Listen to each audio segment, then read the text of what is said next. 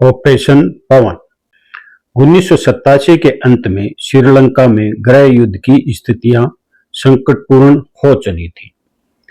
भारत ने इंडो श्रीलंका समझौते के तहत शांति बहाली का बीड़ा उठाया। इस अभियान का मुख्य उद्देश्य था श्रीलंका के उत्तरी प्रांत जाफना को लिट्टे तमिल वायु संगठन से मुक्त करा देना और समझौता के अनुसार विद्रोहियों को निरस्तीकृत करना था। देश विदेश की स्थिति इतनी गंभीर थी कि ऑपरेशन पवन को श्रीलंका को विघटन से बचाने के लिए अभियान के रूप में देखा गया।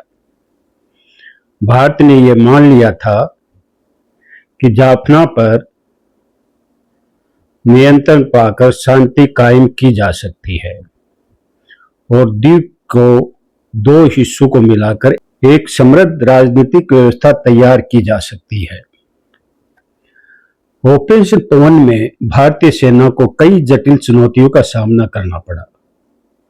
सबसे बड़ी कठिनाई ये थी कि लिट्टे के कमांडो आम नागरिक में विलीन होकर लड़ते थे, जिससे उन्हें अलग करना बेहद मुश्किल काम था। विरोधी ने गोरिल्ला युद्ध की दक्ष तकनीकों का सहारा लिया, जैसे दबे पांव घात लगाना और काउंटर इंसर्जेंसी का बचाव, जिससे भारतीय फौज के एडवांस रुख को बार बार रोका गया। विरोधियों ने आईईडी बम और घात लगाकर भीषण हमला किया, जिस वजह से भारतीय जवानों को भारी नुकसान उठाना पड़ा। इन सारे दबावों के बीच सीमित एवं कठिन पूर्वोत्तर भूभाग, घने जंगल और अज्ञात इलाकों में चलने वाली लड़ाई ने ऑपरेशन को और भी कठिन बना दिया था। ऑपरेशन पवन की योजना तीनों सेनाओं के संयुक्त आक्रमण पर आधारित थी।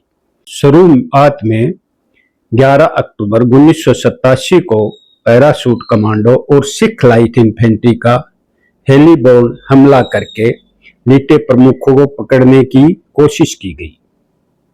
इस योजना में जाफना विश्वविद्यालय को निशाना बनाया गया था, जहां विरोधी नेता बैठक कर रहे थे, लेकिन लिट्टो ने रेडियो पर वार्ता सुनकर तैयारियां कर ली थी और हमला फेल हो गया। इसके बाद भारतीय फौज ने जमीनी मोर्चे पर प्रगतिशील घेरा बनाकर जाफना प्रायद्वीप पर कब्जा जमा लिया। कुल मिलाकर IPKF, Indian peace keeping force में 4 इन्फेंट्री डिवीजन, 65 बख्तरबंद रेजिमेंट, कई विशेष बल और लगभग 80,000 सैनिक तैनात थे। वायुसेना ने 70,000 से अधिक सोर्टीज उड़ाकर लक्ष्यों पर बमबारी की और भारतीय नौसेना ने समुद्र से आक्रमण कर जाफना बंदरगाह फिर से अपने नियंत्रण में ले लिया। यह अभियान भारत की पहली संयुक्त सैन्य कमान के तहत चला गया, जिसमें तीनों सेवाओं का समन्वय और कड़े अभ्यास शामिल थे। शांति स्मारक समय ऑपरेशन को भूली बिसरी करार देने वाले समय ने भी आईपीकेएफ की याद को मिटाया नहीं। पर आश्चर्य की बात है कि श्रीलंका सरकार ने कोलंबो में आईपीकेएफ सैनिकों के सम्मान में एक भव्य युद्ध स्मारक बनवाया, जहां आज भी श्रद्धांजलि अर्पित की जाती है। एक अप्रत्याशित मोड़ प्लाय एयरफील्ड पर हुई घटना ऑपरेशन का महत्वपूर्ण अक्षर था। श्रीलंकाई सेना के नियंत्रण में रखे गए कुछ लिट्टे कैदियों ने अचानक जहर खाकर आत्महत्या कर ली, जिससे शांति स्थापना मिशन शांति प्रवर्तन में बदल गया।